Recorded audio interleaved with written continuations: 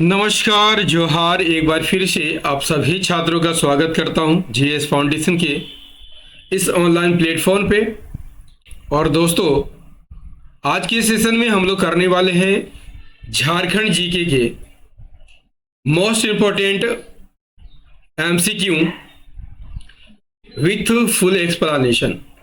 किस एग्ज़ाम के लिए सेशन बनाया गया है? जेपीएससी और झारखंड में होने वाली किसी भी प्रतियोगिता परीक्षा के लिए ये सेशन काफ़ी महत्वपूर्ण है, तो वीडियो को एंड तक आप जरूर देखिएगा। यदि वीडियो अच्छी लगे तो एक लाइक जरूर कीजिएगा, अपने दोस्तों के साथ शेयर कीजिएगा। यदि आप भी इस चैनल पर नए हैं और अभी तक चैनल को सब्सक्राइब नहीं किया है तो जरूर से जरूर सब्सक्राइब कर लीजिएगा और बेल आइकन को प्रेस कर लीजिएगा। तो चलिए शुरुआत करते हैं आज के सेशन की। देखिए, पहला सवाल आपकी स्क्रीन पर है। क्या कहता है?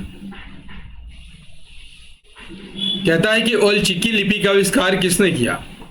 आपके ऑप्शन है रघुनाथ मुर्मू, डोमन साहू समीर, श्रीनिवासपुरी, बेनी राम महता। आंसर कीजिएगा फटाफट। बहुत ही कम समय में इस सेशन को हम कंप्लीट करने वाले हैं। ओलचिकी लिपि का आविष्कार किसने किया था? तो इसका आविष्कार रघुनाथ मुर्मू द्वारा किया गया था। आइए इसे हम डिटेल में देख लेते हैं। देखिए, संथाली भाषा के लिए ओलचिकी लिपि का आविष्कार किसने किया था? पंडित रघुनाथ मुर्मू द्वारा किया गया था। कब किया गया था दोस्तों? तो सन 1941 में किया गया था। यदि आपसे पूछ लिया जाए कि संथाली साहित्य का भारतेंदु किसे कहा जाता है, तो डोमन साहू समीर को कहा जाता है। ये भी स्टार मार्क कर लीजिएगा, परीक्षा में काफी बार पूछा जा चुका है। देखिए अगला सवाल, निम्नलिखित में से कौन एक संथाली भाषा की प्रथम पुस्तक मानी जाती है? हड़ाम वाक आतो, a grammar of the Santali language, an introduction to the Santhal language, Hor Samvad. इसका राइट आंसर हो जाएगा option C, an introduction to the Santhal language.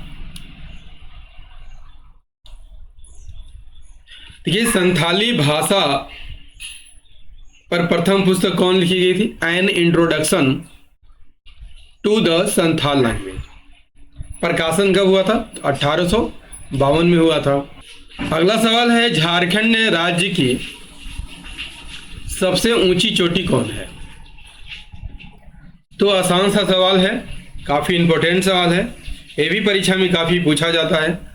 Right answer हो जाएगा पारसनाथ। झारखंड की सबसे ऊंची चोटी है।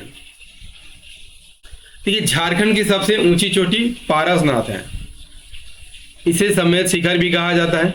ऊंचाई 1362 मीटर, फीट में 4478। भी दोनों पूछा जाता है, मीटर में भी पूछा जाता है और फीट में भी पूछा जाता है। दोनों को याद करना जरूरी है।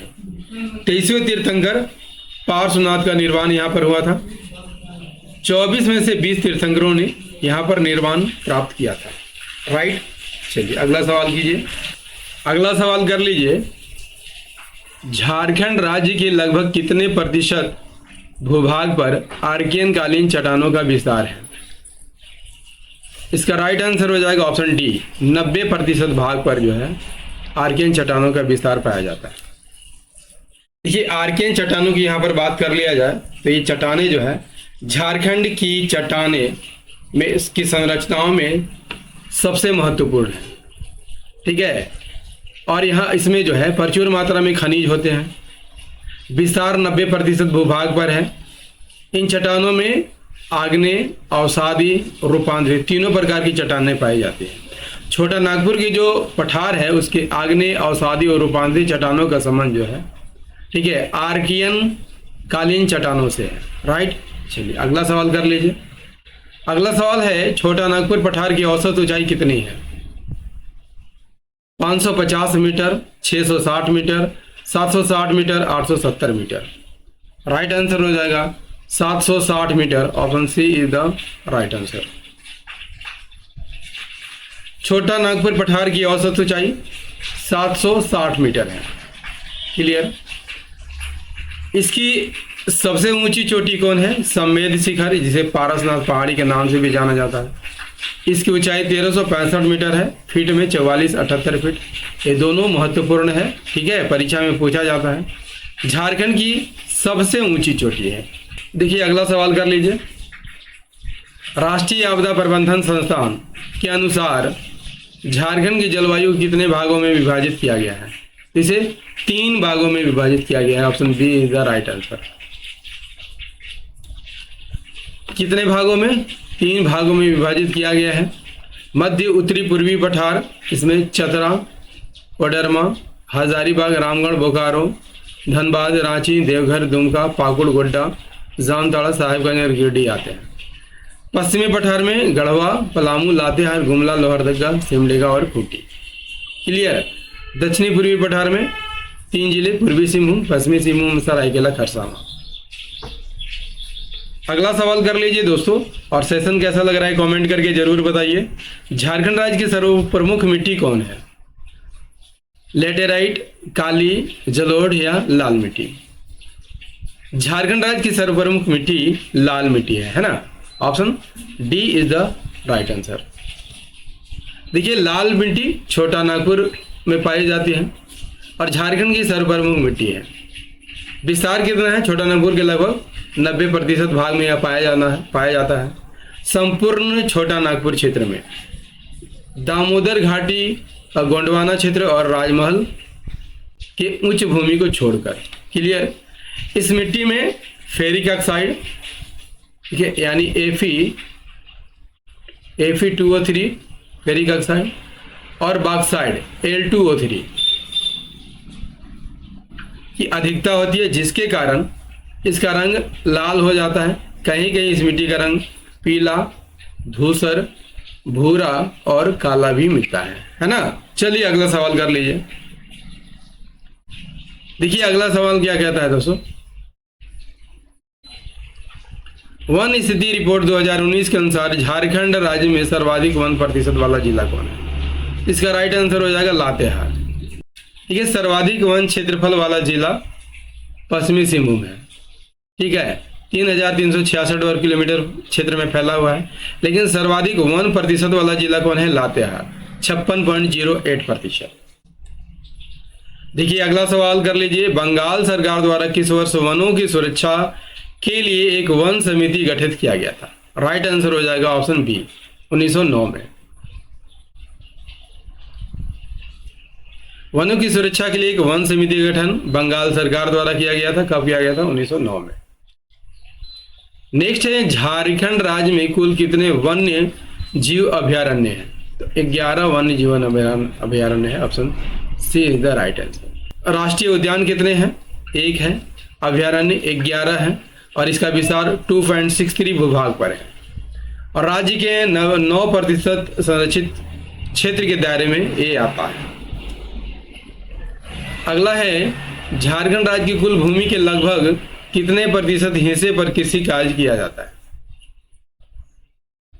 राइट आंसर हो जाएगा 23% भाग पर कृषि कार्य किया जाता है। 23% भाग पर कृषि कार्य किया जाता है। राज्य की कुल जनसंख्या का 75% कृषि क्षेत्र में लगे हुए हैं। अगला है, झारखंड राज्य में कुल सिंचित भूमि कितनी है? Option B is the right answer.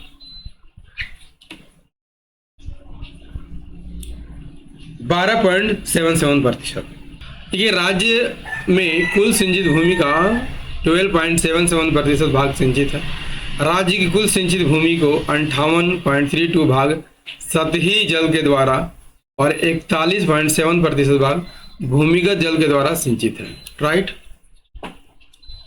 Next कर लीजिए दोस्तों, काफी इंपॉर्टेंट सवाल। दामोदर घाटी निगम की स्थापना किस तिथि को की गई थी? इसका राइट आंसर हो जाएगा ऑप्शन सी, 7 जुलाई 1948 को।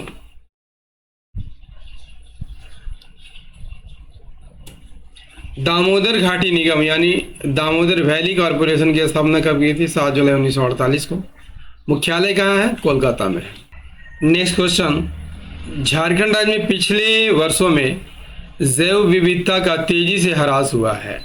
इस ह्रास के लिए इनमें से कौन सा संभावित कारण जिम्मेदार नहीं है? सड़कों का निर्माण एक कारक है, कृषि कार्य का विस्तार ये भी है, उद्योगों की स्थापना ये भी है, नहरों का निर्माण का जैव विविधता पर कोई प्रभाव नहीं पड़ता है। देखिए, राज्य में विकास कार्यक्रमों को गति देने के लिए निम्नलिखित कार्यक्रम किया जा रहा है, जैसे उद्योगों की स्थापना, सड़कों का निर्माण भी किया जा रहा है, कृषि कार्य भी किया जा रहा है। परिणामतः जो है पर्यावरण प्रदूषण के साथ साथ जैव विविधता का भी ह्रास हुआ है।